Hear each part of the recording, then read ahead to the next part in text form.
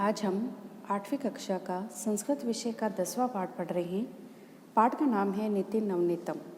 नीति मतलब नीतियों से, सुंदर कथनों से भरा हुआ। नवनीतम का अर्थ है यहाँ मक्खन, नीतियों का मक्खन।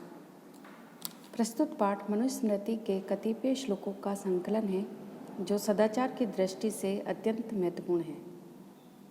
सदाचार मतलब अच्छा आचरण। यहाँ माता पिता तथा गुरुजनों को आदर तथा सेवा से प्रसन्न करने वाले अभिवादनशील मनुष्यों को मिलने वाले लाभ की चर्चा की गई है।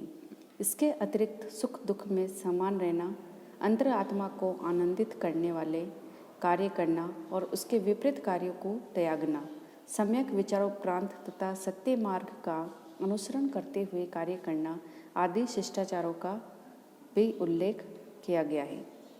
आइए पाठ पढ़ना शुरू करते हैं। पहला श्लोक है अभिवादनशीलस्य नित्यं वृद्धोपसेविन चत्वारि तस्य वृद्धन्ते आयुर्विद्या यशोबलम।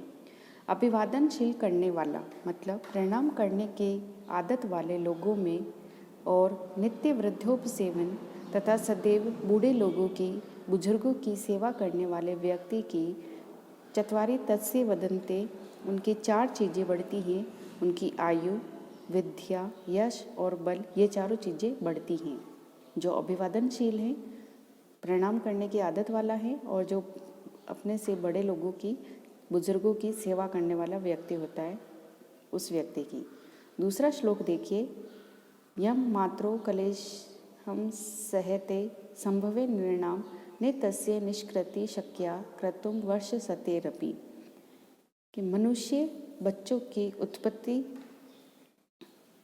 तथा पालन पोषण करने में जो माता पिता जिन कष्ट को सहते हैं कि बच्चों को उत्पन्न करने की या उनका पालन पोषण करने में माता पिता जिन कष्टों को सहते हैं, तस्य निष्कृति शक्या कर्तुम वर्ष सतेरपि, उसका बदला चुकाने में, उसका प्रतिफल देने में बच्चे को 100 वर्ष भी वह समर्थ नहीं हो सकता, अर्थात तो 100 वर्ष भी उसे कम पड़ते हैं अपने माता पिता का जो कर्ज है उसे चुकाने में, कि जो कष्ट वो सहते हैं पालन पोषण करने में और बच्चे को जन्म देने में।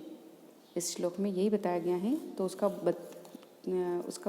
बदला जो है वो बच्चा 100 वर्षों तक भी नहीं चुका सकता।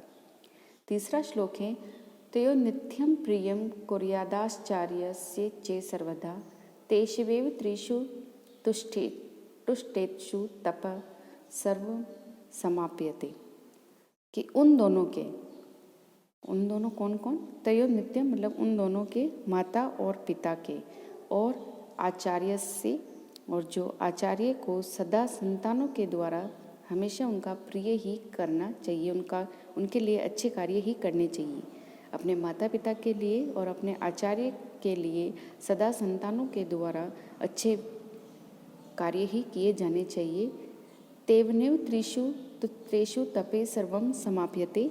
कि उन तीनों के संतुष्ट होने पर, माता पिता और गुरु के, आचार्य के संतुष्ट होने पर ही सारे तप पूरे हो जाते हैं, सार्थक हो जाते हैं। इसलिए अपने माता पिता की और अपने गुरुजनों की सेवा करनी चाहिए।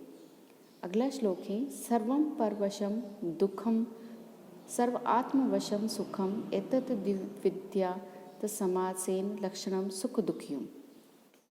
कि दूसरों के वश में, सर्वम परवशम दुखम, परवशम का अर्थ होगा कि दूसरों के वेश में सारा दुख होता है, और दूसरों के वश में सारा दुख होता है, और आत्मनम वशम सुखम, और अपने वश में सब सुख होता है। एतत् द्विवा समासेन, की इसे ही संक्षेप में सुख और दुख का लक्षण समझना चाहिए या जानना चाहिए। कि अगर हम स्वयं अच्छे कार्य करेंगे तो हमें अच्छा फल, सुख प्राप्त होगा, और अगर हम दूसरों पर निर्भर रहेंगे तो हमें कष्टों का सामना करना पड़ेगा। अगला श्लोक है यत् कर्म कुर्वतो अस्यात् परितोषो अंतरात्मने यत् प्रयत्नेन कुर्वित विपरीतम तु वर्जयेत्। कि जिस काम को, यत् कर्म का अर्थ होगा कि जिस काम को करने में जिस काम को करते हुए अपनी आत्मा, अंतरात्मने का अर्थ होगा कि अपनी आत्मा को संतोष हो। परितोषों का अर्थ होगा यहाँ पर संतोष, कि जिस काम को, जिस कार्य को करते हुए अपनी आत्मा को संतोष हो, उस कार्य को तत्प्रयत्नेन कुर्वित, प्रयत्नपूर्वक उस कार्य को करना चाहिए। विपरीतम तो वर्जित, और जो इसके विपरीत हैं उस काम को छोड़ देना चाहिए, कि जिस काम को करने से हमारा मन, हमारी अंतरात्मा, जो आत्मा है वो संतोष नहीं महसूस करती है, तो उस कार्य को हमें छोड़ देना चाहिए। अगला श्लोक है दृष्टिपूतम न्यसेद उत्पादम वस्त्रपूतम जलम पिबेत सत्यम पूताम वदेद्वाश्चम मने पूतम समाचरेत। इसका अनुवाद देखें। दृष्टिपूतम का अर्थ है कि आँखों से पवित्र करके, मतलब अच्छी तरह देखभाल करके ही पैर रखना चाहिए। नेवसद पाद का अर्थ होगा पैर, के अपना पैर रखना चाहिए। आँखों से अच्छी तरह से देखभाल करके, सोच समझ कर ही अपना पैर रखना चाहिए। वस्त्रपूतम जलम पिबेत, वस्त्र से, कपड़े से छान कर, शुद्ध करके ही जल पीना चाहिए। सत्यम पूतात वादेद्वाचम, मन को और सत्य से पवित्र करके, सत्यम पूतात का अर्थ होगा यहाँ पर कि सत्य से पवित्र करके ही वाणी बोलनी चाहिए, अपने कथन बोलने चाहिए। मने पूतम समाचरित, और मन को पवित्र करके, मन से पवित्र होकर, मतलब अच्छे प्रकार से सोच समझकर ही आचरण करना चाहिए, व्यवहार करना चाहिए। दृष्टि को पवित्र करके अच्छी तरह से देखकर ही अपने पैर रखने चाहिए। वस्त्रों से, कपड़े से छानकर ही शुद्ध जल पीना चाहिए, और सत्य से पवित्र करके वाणी बोलनी चाहिए, मतलब हमेशा सत्य ही बोलना चाहिए।